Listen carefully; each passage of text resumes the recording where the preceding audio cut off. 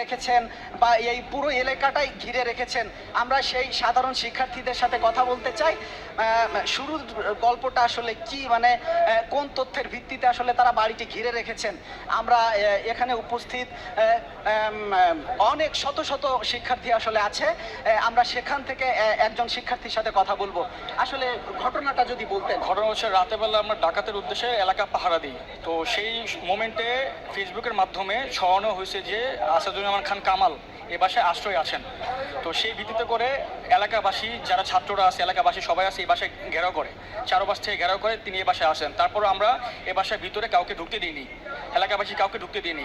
সেনাবাহিনী কিছুক্ষণের মধ্যে চলে আসার পরই সেনাবাহিনী পুরো বাড়ি তল্লাশি করেছে। তারপরে আমরা ছাত্ররা 6-7 জন মিলে ছাত্ররা পুরো বাড়ি নিচতলা থেকে ছাদ পর্যন্ত, টাঙ্কি, স্টোর রুম যা যা আছে সব কিছু আমরা চেক আপ করেছি।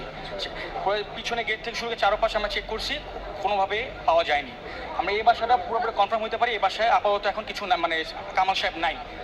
পাশের বিল্ডিংয়ে যেটা আমরা সন্দেহ করতেছি, ওই বিল্ডিংয়ে সবাই সার্চ করতেছে, সেনাবাহিনী সহ স্টুডেন্ট সহ অভিযান চলতেছে।